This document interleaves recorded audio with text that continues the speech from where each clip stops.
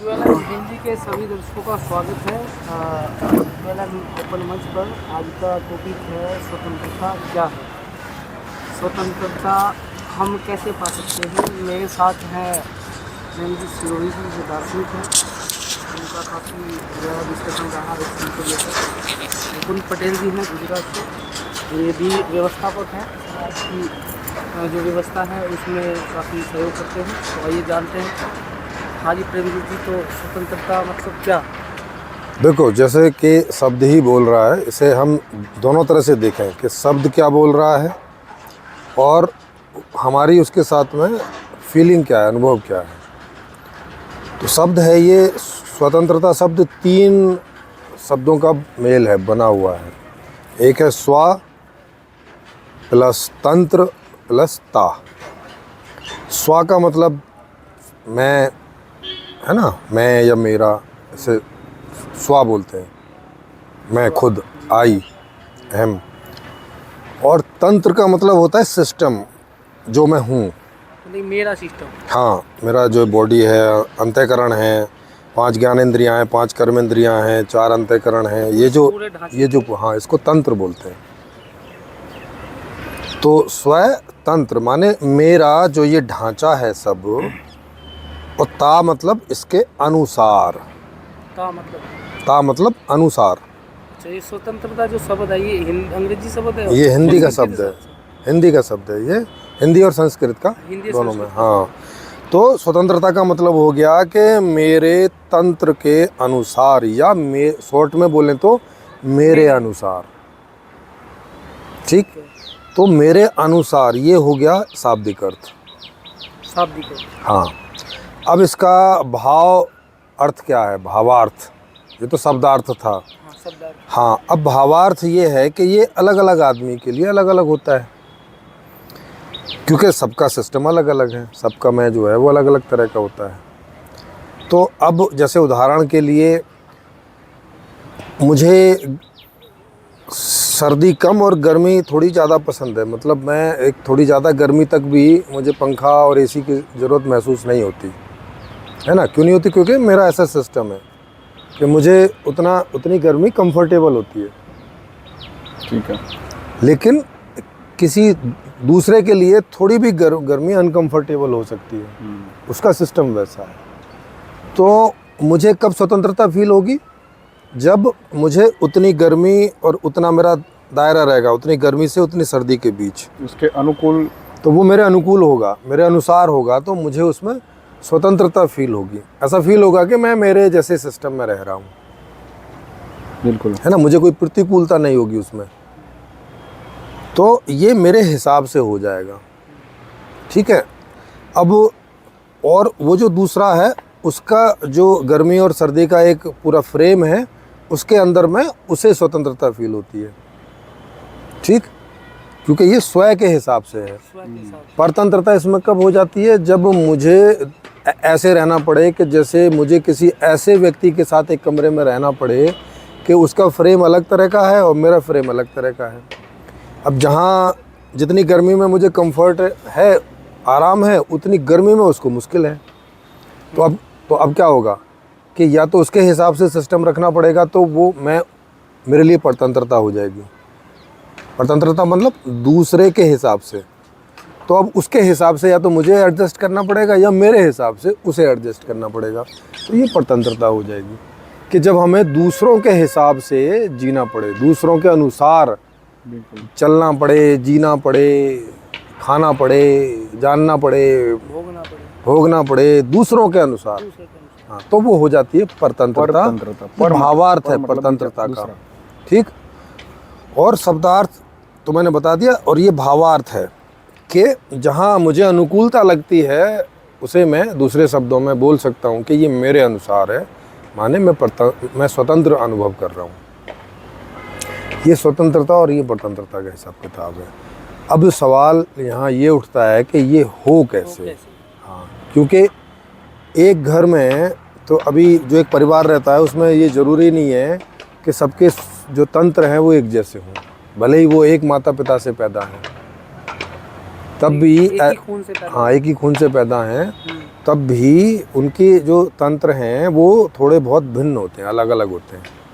ऐसी नेचर है, इसमें एक जैसे दो लोग नहीं होते। इवन बाप बेटा, माँ बेटा बेटी, ये सब एक जैसे हों ये कोई अनिवार्य नहीं है। तुक्का है, एक जैसा कोई हो भी सकता है और नहीं भी हो सकता है। ज़्यादातर तो उनके लाइक डिसलाइक अलग ही होते हैं। हाँ, ज़्यादातर अलग अलग ही रहता है। तो अब इसमें क्या होता है कि कंडीशन तो कोई एक ही बना के रखोगे, घर है, एक घर है, तो उसमें किसी ना किसी को एडजस्ट करना पड़ता है। उसके लिए वो परतंत्रता हो जाती है। जिसके साथ सूटेबिलिटी बैठ जाती है तो उसके लिए स्वतंत्रता हो जाती है। तो ये समस्या आती है आदमी के जीवन में। अब क्या हो ऐसा, ये तो हो गया घर की बात। अब मोहल्ले की बात, मतलब समाज की बात, कि भाई साहब वहाँ पर भी अगर मोहल्ले के समाज के ऐसे नियम बने हुए हैं जो मेरे हिसाब से नहीं सेट बैठ रहे हैं, तो मैं वहाँ भी परतंत्रता फील करूँगा। और वैसे ही बड़े समाज के साथ में, जैसे देश का संविधान है, अगर देश के कोई नियम मुझे मेरे फ्रेम के हिसाब से मुझे स्पेस नहीं देते, तो मैं ऐसा फील करूँगा कि ये संविधान मेरे लिए नहीं है, किसी और के लिए है। तो मेरे लिए वो संविधान भी परतंत्रता वाला मैं अनुभव भी करूँगा, मैंने फीलिंग होगी मुझे ऐसी, मेरा भाव ऐसा होगा उसके लिए, भावार्थ इसका ये होगा। और जो संविधान इस प्रकार का बना हुआ हो कि वो मुझे मेरे जैसा स्पेस दे, व्यक्तिगत स्तर पर भी, पारिवारिक स्तर पर भी और सामाजिक स्तर पर भी, तो मैं स्वतंत्रता अनुभव करूँगा।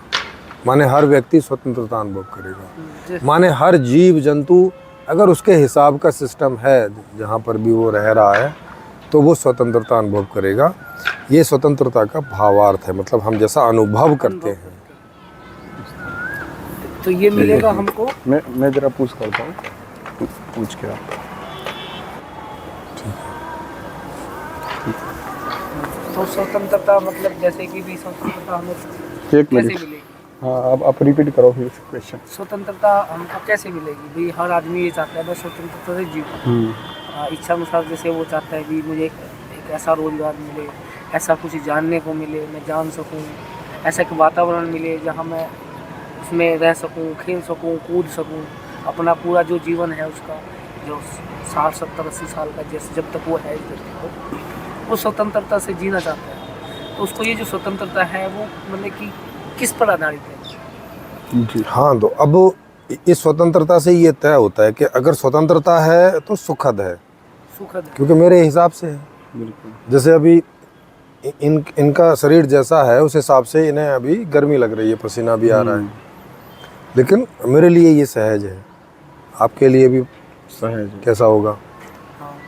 तो ये इस हिसाब से। अब क्या हो कि किससे ऐसा हो कि इन्हें इनकी स्वतंत्रता मिले या इनका सुख मिले, आपको आपकी स्वतंत्रता मिले या सुख मिले, और मुझे मेरी स्वतंत्रता या सुख मिले।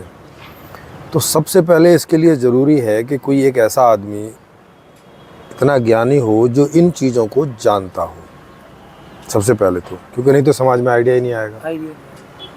तो पहले तो ऐसा व्यक्ति हो जो ये जो कॉन्शियसनेस है, स्वय जो है, स्वय की बात हो रही है ना, स्वय तंत्रता, क्योंकि उसके लिए तंत्र बना। तो जो स्वय को नहीं जानता तो इसकी बात ही नहीं हो सकती समाज में। उसे मालूम ही नहीं चलेगा कि स्वतंत्रता परतंत्रता मतलब क्या होता है। वो मोटा मोटा हिसाब किताब रखता है, डिटेल में मालूम नहीं चलेगा। और डिटेल में मालूम नहीं चलेगा तो इसके हिसाब से फिर एक दूसरा आदमी होना चाहिए, या वही एक आदमी होना चाहिए जिसे स्वय का भी ज्ञान हो और जिसे सिस्टम का भी ज्ञान हो, या दो ऐसे आदमी होने चाहिए वो एक दूसरे को जानते हों, एक दूसरे को समझते हों, और एक स्वय को जानता हो और एक सिस्टम को जानता हो। तो वो दोनों मिल के वो उसे स्वय के बारे में बताए और वो उस स्वय के हिसाब से सिस्टम को सेट करे, व्यवस्था को सेट करे। और व्यवस्था कैसी हो? व्यवस्था इन तीनों तलों को सेट करती हो। जैसे व्यक्तिगत आधार से सेट करती हो, क्योंकि हमारे अंदर जो हमें जो अनुकूलताएं चाहिए होती हैं विभिन्न प्रकार की, वो तीन तरह से मिलती हैं। एक व्यक्तिगत रूप से मिलती है, जैसे मैंने अभी उदाहरण बताया कि इन्हें एक प्रकार का टेम्परेचर चाहिए, मुझे अलग प्रकार का टेम्परेचर चाहिए, तो हम दोनों कहीं एक जैसे टेम्परेचर में हम कंफर्टेबल नहीं हो सकते। बिल्कुल। है ना। तो ये व्यक्तिगत चीज़ें हो गई। या इन्हें कोई और खाना पसंद हो सकता है, मुझे कोई और खाना पसंद हो सकता है, इन्हें कोई और तरह के कपड़े पहनना पसंद हो सकता है, मुझे कोई और तरह के कपड़े पहनने पसंद हो सकते हैं, जूते हैं, है ना। ये सब जो ऐसे व्यक्तिगत चीज़ें हैं। मुझे एक अलग तरह की कुर्सी का डिज़ाइन में मुझे कंफर्टेबल हो सकता है, इन्हें कोई दूसरे तरह की कुर्सी के डिज़ाइन में इनका बॉडी कंफर्टेबल फील कर सकता है ना। मुझे कोई अलग तरह का इत्र अच्छा लग सकता है, इन्हें कोई अलग तरह का इत्र अच्छा लग सकता है, क्योंकि सबके कॉम्बिनेशन अलग अलग यस। है। तो मुझे अलग तरह का हेयर स्टाइल पसंद है, इन्हें दूसरे तरह का हेयर स्टाइल पसंद हो सकता है। समझ रहे हैं, ये हो गया व्यक्तिगत आधार पे, व्यक्तिगत स्तर पे। पारिवारिक स्तर पे हो गया कि भाई सबसे पहले तो मुझे मेरी मैचिंग के संबंधी चाहिए, मतलब मेरी मैचिंग की भाई हो, मेरी मैचिंग की बहन हो, मेरी मैचिंग की माँ हो, मेरे मैचिंग के पिता हो, मेरे मैचिंग के मित्र हों, मेरे मैचिंग के दादा दादी हों, मेरे मैचिंग जो एक छत के नीचे रहने वाले, एक घर में रहने वाले लोग हैं, तो वो मैचिंग के हों। इस तरह की भी अभी दुनिया में कोई व्यवस्था नहीं है। अभी दुनिया में लोग सोचते हैं कि एक खून से जो पैदा हो गए हैं, बस बाहर से वो एक बहू तो लेके आ जाते हैं, बाकी सारे ब्लड का ही रिलेशन रहता है, तो वो एक ही घर में रहते हैं। अब ये ज़रूरी नहीं है कि वो आपस में एक दूसरे के मैचिंग के हों, तो उनमें हमेशा आप देखते हो खटपट होती रहती है। जो पैसे वैसे की वजह से होती है वो तो अलग रही। जिस घर में पैसे की समस्या भी नहीं है, वहाँ पर भी अनमैचिंग की वजह से बहुत खटपट होती है। बोलते भी कि पता नहीं ये पिता को बेटे से नफरत होती, बोलते ये कहाँ से पैदा हो गया। हाँ, कहाँ से पैदा हो गया है, क्या कोई काम इस तरह का। मेरे पे गया ही नहीं अभी। हाँ, ये तो मेरे पे गया ही नहीं है, इस प्रकार किस पर गया है। हाँ, गुण कैसे हैं इसके। हाँ, गुण कैसे हैं, मुझसे अनमैचिंग की वजह से काफ़ी दिक्कतें होती है। काफ़ी दिक्कतें होती हैं। तो अब आज ऐसी कोई परिकल्पना ही नहीं है कि भाई कोई दूसरे आधार पर आप परिवार का गठन करें, केवल ब्लड के आधार पर परिवार हो। ये बहुत प्राइमरी लेवल है परिवार का। जो मेन टारगेट है वो प्राकृतिक, मतलब जो हमें ब्लड से मिल जाता है, ये बहुत प्राकृतिक लेवल है। सांस्कृतिक लेवल ये नहीं है। और सांस्कृतिक लेवल वो होता है सोच समझकर बनाया गया हो। सांस्कृतिक का मतलब ही होता है सांस का मतलब ही होता है सम्स, वो सम्स शब्द है, सांस्कृतिक। हाँ, कृतिक माने बनाया हुआ और सम्स माने सोच समझकर, बुद्धिपूर्वक, सब कुछ कैलकुलेट करके, सारी गणनाएं करके, बहुत सारी चीज़ों को जान समझकर कोई चीज़ की एक संरचना की जाती है, उसे बोलते हैं सांस्कृतिक, जैसे कि कल्चरल। जैसे कि अभी फिजिकल लेवल पे ये हो गया है कि पिता या दादा की परंपरा से जो काम करते थे, इसकी बजाय बेटा या अभी जो नए जनरेशन है वो अपने हिसाब से काम चुनते हैं। हाँ, तो ये चॉइसेस है वो थोड़ी एक कैलकुलेटिव है, वो अंडरस्टैंडिंग के साथ है कि भाई मेरा ये इंटरेस्ट है और मैं ये काम करूँगा। यस। तो ये फिजिकल लेवल के काम के मामले में, कर्म के मामले में हम इतना डेवलप हो गए हैं, लेकिन इमोशनल अटैचमेंट में अभी हम इतने डेवलप नहीं हुए। यस। तो इसकी परिवार की संरचना अब अगले सांस्कृतिक लेवल की होनी चाहिए कि भाई हम मैचिंग लोगों का परिवार बनाएं। वो जरूरी नहीं है कि उनका कोई ब्लड रिलेशन हो, ना ब्लड रिलेशन, ना धर्म, ना जाति, मतलब बहुत सारे दायरे हैं। हाँ, धर्म भाई बना, हाँ, जैसे ऐसा होता है। यस। दोस्त भी चुनते हैं हम अपने इच्छा। हाँ, यस, दोस्त भी चुनते हैं। यस। तो उसको मतलब बचपन से हम कुछ ऐसे दोस्त चुन लेते हैं, बाकी के साथ हम अच्छा नहीं लगता। यस। कई बार पड़ोस भी इतना अच्छा मिल जाता है, पड़ोसों से अच्छे संबंध हो जाते हैं। बिल्कुल मैचिंग है, वो काफी लंबे समय तक चलता है। यस। तो अभी ये बाई चांस होता है कि बाई चांस मुझे अच्छा दोस्त मिल गया, अच्छा पड़ोस मिल गया, या कोई आदमी टकरा गया, अच्छा बाई चांस हो जाता है। इसकी कोई व्यवस्था नहीं है, क्योंकि आइडिया ही नहीं है समाज में, तो व्यवस्था कहाँ से होगी। तो अब संपूर्ण समाधान जो व्यवस्था है वो इसका आइडिया भी दे रही है और इसका तरीका भी दे रही है कि कैसे खोजा जाएगा।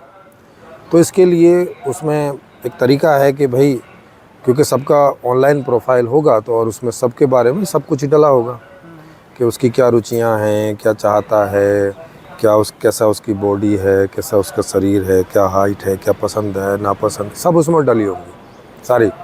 कम से कम एक आदमी के बारे में 100-200 चीज़ें रहती हैं, वो सब उसमें डली होंगी। और वो जैसे उसकी बदलती रहेंगी, क्योंकि बदलती भी रहती हैं ये धीरे धीरे, तो वहाँ पर भी ये अपडेट होती रहेंगी। उसको बदलती, जैसे जैसे इच्छा है उसको उठती। हाँ, वैसे वैसे उसको मिलती है। यस, तो अब जैसे आदमी ने डाला कि भाई मुझे मेरे हिसाब की बहन चाहिए, उस सिस्टम में डाल दिया, तो सिस्टम में एक सॉफ्टवेयर बना रखा है मैचिंग का कि जो कौन आदमी किस प्रकार के संबंध की मांग कर रहा है, तो वो जैसा है तो उसके लिए एकदम बढ़िया मैचिंग वाली बहन कौन हो सकती है, मैचिंग वाला भाई कौन हो सकता है, मैचिंग वाले दादा दादी कौन हो सकते हैं, मैचिंग वाले पिता और माता कौन हो सकते हैं, है ना, मैचिंग वाले भाई कौन हो सकते हैं, मित्र कौन हो सकते हैं, ऐसे सब सारा। तो वो जैसे ही उसमें वो अपनी क्वेरी डालेगा, अपनी डिमांड डालेगा, तो वो सब कैलकुलेट करके और मैच करके जहाँ जहाँ भी होंगे उस तरह के परिवार, और वो उसको सूचना दे देगा, और वो वहाँ जाके ऐसे परिवारों में रह के चेक कर लेगा जहाँ भी उसकी सेटिंग बैठेगी, तो वो वहाँ उसमें एडजस्ट हो जाएगा।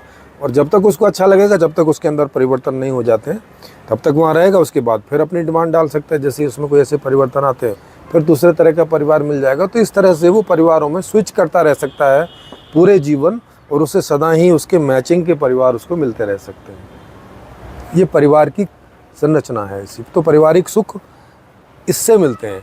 अगर अनमैचिंग हो तो पारिवारिक दुख शुरू हो जाते हैं। तो आज के सिस्टम में भी अगर मतलब जैसे आज का अर्थशास्त्र है, अगर इसमें मैचिंग करना चाहें तो इम्पॉसिबल सही है। आज के इसमें यूं इम्पॉसिबल है क्योंकि आदमी झूठ बोलने को मजबूर रहता है आज की व्यवस्था में। नहीं तो जैसे मैट्रिमोनियल वगैरह की कुछ वेबसाइट हैं ऐसी, शादी.com, शादी वगैरह के लिए, मतलब हर एक रिश्ते के लिए तो नहीं है, लेकिन वो शादी के लिए है। लेकिन इसे आप समझ सकते हो इससे। तो उसमें बहुत सारे कॉलम भी दिए रहते हैं कि आप कितना कमाते हैं, आपकी क्या रुचियाँ हैं, ऐसे बहुत सारे कॉलम दिए रहते हैं सभी के। तो लड़कियां भी अपना डालती हैं, लड़के भी डालते हैं। अब वो उसमें झूठ क्यों डाल जाते हैं? क्योंकि उन्हें अपने बारे में जो बातें बतानी है समाज में, तो ख़राब अपनी बातें बताते नहीं जिन्हें आज ख़राब माना जाता है। जैसे कोई गरीब है तो वो ये बताता नहीं गरीब है। जैसे कोई 10,000 रुपये की सैलरी ले रहा है तो बताता है कि 35,000 रुपये की सैलरी ले रहा है। तो ऐसे करके वो झूठ बता देता है। तो वो फिर अब कंप्यूटर झूठे आंकड़ों से मैचिंग कैसे करेगा, है ना? वो तो वही करेगा ना जो उसमें आपने भर दिया है। तो उसमें आदमी ढंग से आंकड़े नहीं भरता तो फिर वो सब गड़बड़ हो जाता है। लेकिन तरीका ये है ऐसा कि वो मैच करके बताता है।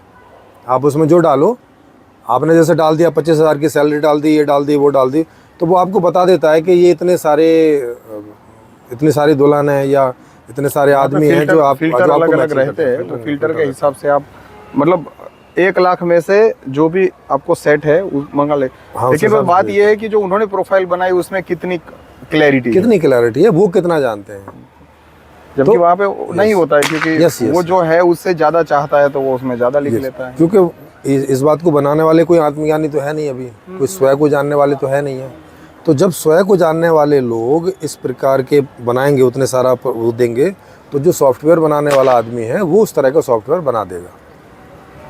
तो फिर ये संपूर्ण समाधान में, और ये हर रिश्ते के लिए हो जाएगा, केवल पति पत्नी के रिश्ते के लिए ही नहीं, हर एक रिश्ते के लिए। आप हर एक रिश्ता ढूंढ सकते हो इससे। और दूसरा इसमें ये भी है कि अगर मानो कि उसमें अगर कोई मैचिंग भी करता है तो ज़्यादातर अभी अर्थ को लेकर ही मैचिंग करता है, कितनी प्रॉपर्टी है, कितनी डिग्री है, इस चीज़ को।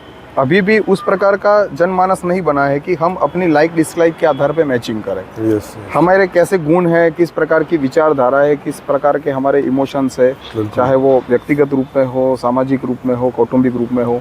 तो ये हमारा जो पूरा क्षेत्र है, हमारी जो रचना है, वो रचना किसके साथ में ज़्यादा सेट हो रही है, उस प्रकार का अभी कोई थिंकिंग डेवलप नहीं हुआ है। मतलब तिजोरी की अदला बदली होगी, लड़का जो लड़की की शादी होगी, हाँ बस उसमें तिजोरी इधर से इधर चली, ये मतलब इस प्रकार की इतना ही है। वो तिजोरी के लिए बच्चे पैदा करने हैं, तिजोरी के लिए रिश्ते बने हैं। मतलब मेन जो सिस्टम अभी का जो है वो मुद्रा के पैसे के लिए परिवार बने हैं। पैसे के लिए ही पत्नी को रोका है घर के अंदर, भाई तू घर में रहना है, संपत्ति का ध्यान रखना, मैं तो बाहर से संपत्ति कमा के लाऊं।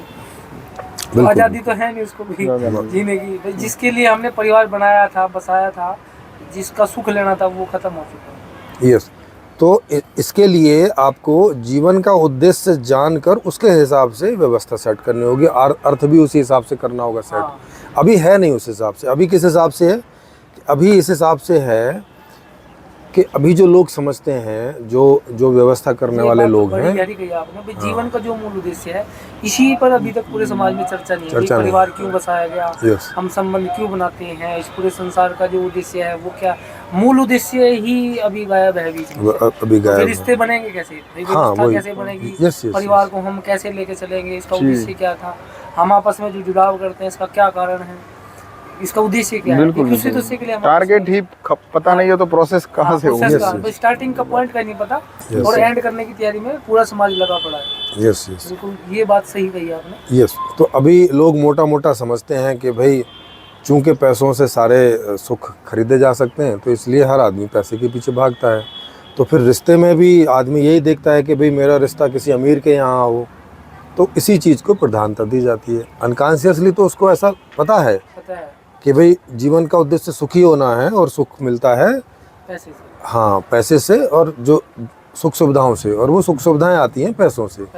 ये उसको अनकॉन्शियसली मालूम है, लेकिन इस बात को कभी सामने मद्देनजर रख के और उस तरह की व्यवस्था कभी बनाई गई। तो इसलिए ये दिक्कत आती है आम आदमी के बीच और जो व्यवस्था कर रहे हैं उनके बीच ही क्लैश होते हैं।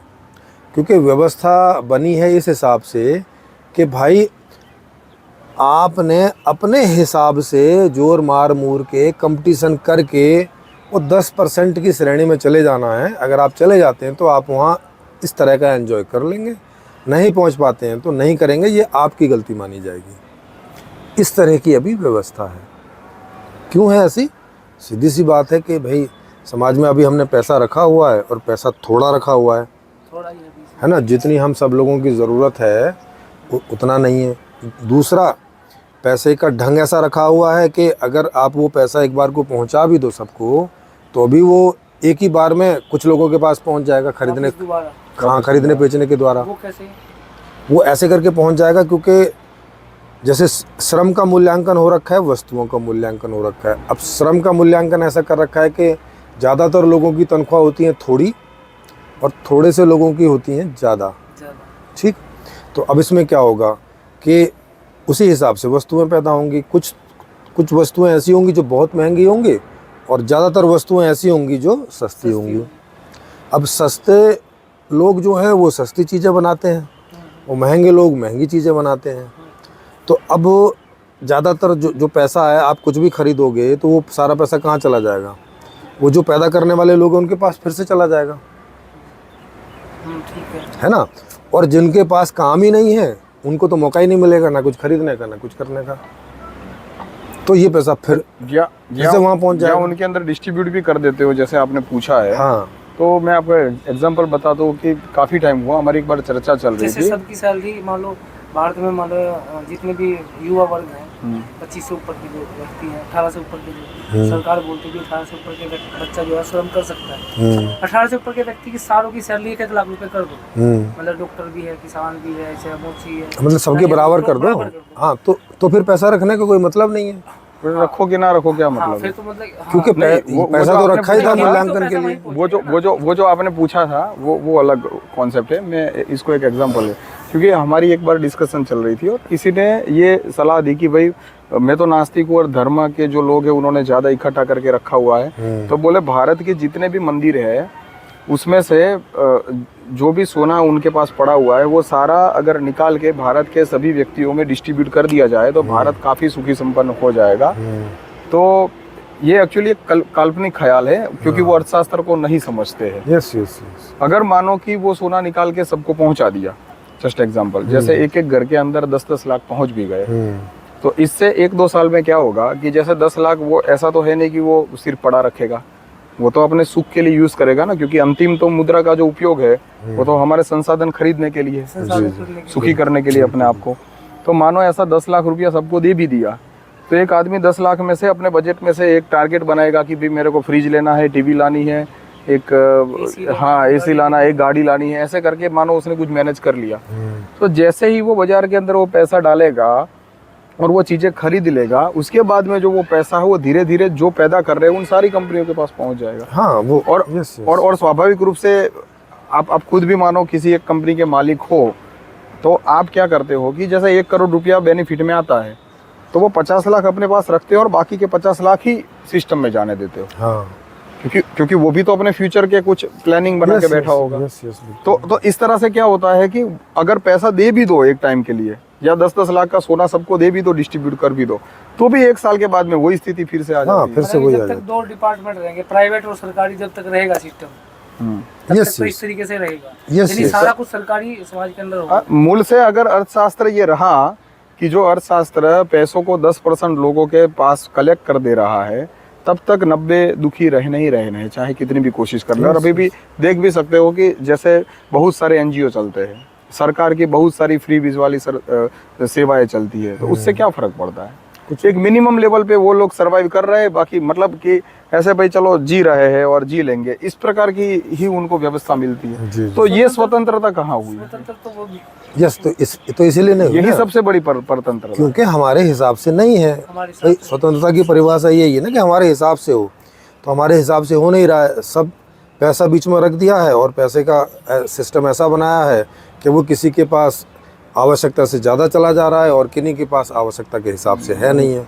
तो ये तो फिर परतंत्रता हो गई ना, ये तो स्वतंत्रता हुई नहीं है। और फिर जो बातें लिखी गई है कि भाई सबको समान अधिकार दे रहे हैं, सबको समान प्रकार की न्याय सुरक्षा दे रहे हैं, वो पॉसिबल ही नहीं है भाई साहब। देखो समान प्रकार का न्याय कैसे मिलेगा? एक किसान जा रहा है, उसको कोई नया सीखा हुआ एक वकील मिलता है जो बोलता है भाई मैं आपका 2500 में काम कर दूंगा, और सामने मानो उसका जो न्याय के सामने प्रतिद्वंदी जो है वो कोई नगर सेठ है जिसके पास करोड़ों की संपत्ति है, तो वो तो अलग प्रकार का वकील रख पाएगा ना। तो कहाँ से फिर न्याय व्यवस्था? तो कैसे हो जाएगा बताओ? तो क्योंकि वो तो डिबेट से चलती है ना वहाँ पे। न्याय भी आय पेटी का है, जब आपके पास आय नहीं होगी तो न्याय भी नहीं होगा। यस वही बात है। ऐसा नहीं है, उसके लिए तो कुछ भी नहीं है। हाँ, उसके लिए कुछ भी नहीं है ना। तो इसीलिए मैं बता रहा था कि इसीलिए एक ऐसी व्यवस्था की ज़रूरत है जिसमें एक तो मूल्यांकन नहीं हो, क्योंकि मूल्यांकन आप रखोगे, और मूल्यांकन मतलब मूल्यांकन रखो या मुद्रा रखो, एक ही बात है। ये मुद्रा मूल्यांकन के लिए ही होती है और उसका कोई काम नहीं है। अगर आपको मूल्यांकन नहीं रखना है तो मुद्रा का कोई उपयोग नहीं है फिर वहाँ। तो अगर आप मूल्यांकन रखोगे, मूल्यांकन मतलब ये छोटा और ये बड़ा, ये महंगा और ये सस्ता, ऐसा आप रखोगे तो सीधी सी बात है, महंगा जो है वहाँ पैसा ज़्यादा इकट्ठा हो जाएगा, सस्ता जो है वहाँ कम आएगा। तो ये फिर से ये सब उसी तरह की व्यवस्था, हाँ, उस तरह कम ज़्यादा वाली स्थिति हो जाएगी। तो इसलिए इसे अलग हटा के मेन बात यही रहती है कि ऐसी व्यवस्था जिसमें सब लोग काम करें, जो जैसा काम कर सकता है, माने काम जो है वो उनकी योग्यता और रुचि के अनुसार बटे, और जो सुख के साधन हैं वो लोगों की इच्छा के अनुसार और उस चीज़ों की उपलब्धि के आधार पर, मतलब जितनी उपलब्ध है। अगर कोई चीज़ कम उपलब्ध है तो उसमें कैप लगा दें कि भाई महीने में 1 बार मिलेगी, है ना, नहीं मिलेगी आपको वीकली। मतलब उसको कुछ लोगों को, और या उसको सोशल लेवल पर दे दें, मतलब कुछ लोग ही भोगे ये नीति क्यों? ये कोई तरीका नहीं है, ये कोई तरीका नहीं है ना। ये तो कुछ लोगों के लिए स्वतंत्रता वाली बात है। हाँ, क्या जितने भी आजादी के लिए जितने भी लोग लड़े, अपना खून पसीना बहाया, क्या वो इस स्थिति के लिए बहाया था? नहीं, वो तो चाहते थे कि भी जितने भी संसाधन है वो सबके लिए हो। हाँ, मतलब वो अल्टीमेट स्वतंत्रता ही चाहते थे ना। यस वही बात है। और आप वैसे भी देखेंगे ना, वैसे भी देखो, अमीर लोग क्या करते हैं, मान लिया उन्होंने 50 रूम का जो है एक बंगला बना लिया, यूज़ तो कमरा ही करते हैं। मान लिया एक उन्होंने गाड़ी खरीद ली, अरे यूज़ तो 2 घंटे ही होती है, खड़ी ही रहती है जैसे सारे दिन। जी के घर कुछ होता है क्या जी? वो बोल रहे थे कि मैं कल भी बाहर था, परसों भी बाहर था, बंगला काफी बड़ा है। सारा दिन तो बाहर एरियो में ही, मतलब उनका टाइम सारा निकल गया। तो काफी बड़ा बंगला है, उसमें मतलब क्या मेरे ख्याल से 100-150 आदमी आराम से रह सकते हैं। यस तो असल में तो यूज तो उतना ही संसाधन होता है जितना आदमी यूज कर सकता है, लेकिन अब व्यवस्था ऐसी खराब है कि वो उसे कब्जा करके बैठ जाता है, ना खुद यूज कर सकता और दूसरे को वो करने नहीं देता। नहीं तो उतना कब्जा करने की जरूरत क्या थी? इसलिए ये गलत तरह की व्यवस्था है अभी जो है, और ये गलत तरह का अर्थशास्त्र है। और फिर सीधी सी बात है, फिर उसी हिसाब से शिक्षा व्यवस्था हो जाएगी, उसी हिसाब से राजनीतिक व्यवस्था हो जाएगी, वो सब गलत ही हो जाएंगी। तो ऑल टोटल व्यवस्था गलत हो रखी है। इसको जब तक हम ठीक नहीं करते तो ये स्वतंत्रता वाली बात तो परिलक्षित नहीं होगी, इसका रिजल्ट नहीं आएगा। हाँ, एक मजाक होगा बस। आप फिल्म में जाके आप स्वतंत्रता की बातें कर सकते हैं, स्वतंत्रता सुन सकते हैं, स्वतंत्रता की किस्से सुन सकते हैं, यही कर सकते हैं। वास्तव में आपके अपने निजी जीवन में स्वतंत्रता नाम की कोई चीज घटित नहीं जैसे होगी। पिता बोल देता गुस्से में, जा मैंने तुझे आजाद कर दिया, हाँ, आजाद कर दिया, जी ले अपनी जिंदगी। हाँ, जी ले अपनी अपनी पत्नी को बोला जा अपने भाई के चली जा, चली जा, तेरी कोई जरूरत कोई नहीं। जरूरत नहीं है। और वो है नहीं उसमें, रुका तो बिल्कुल अर्थशास्त्र से कहीं ना कहीं तो बंधा हुआ है वो। और इसी वजह से वो ये प्रोसेस ही नहीं कर पाता है करके। जब भी देखता है तो वो जो मेन टारगेट है वो साइड में है और अर्थशास्त्र मेन बन चुका है। तो जाएगा कहाँ वो? कहीं ना कहीं वो उस पे अर्थशास्त्र पे टिका ही है। बात सही है। यस, तो आज के व्यवस्था में जीवन प्रमुख नहीं है, आज की व्यवस्था में धन और धन संग्रह प्रमुख बन गया है इस जीवन के असुरक्षा के कारण। तो जब तक इस जीवन के सुरक्षित हिसाब से कोई सिस्टम नहीं बनता, तो तब तक ये धन और धन केंद्रित जो पूरी मेंटलिटी है ये समाप्त नहीं हो सकती है, ये रहेगी और फिर ये सारी समस्याएं रहेंगी। और एक आदमी अपने आप को स्वतंत्र दिखाने के चक्कर में व्यक्तिगत रूप से बहुत कुछ बटोरना चाहता है, है। उसी में फिर पूरी प्रकृति का शोषण भी होता है। हम देखते हैं ज़्यादातर संसाधन, जैसे सर ने बताया कि भाई एक बिल्डिंग बना देता है बहुत बड़ी 50 रूम की, और फिर बाद में वो खुद भी उसका यूज़ नहीं करता है।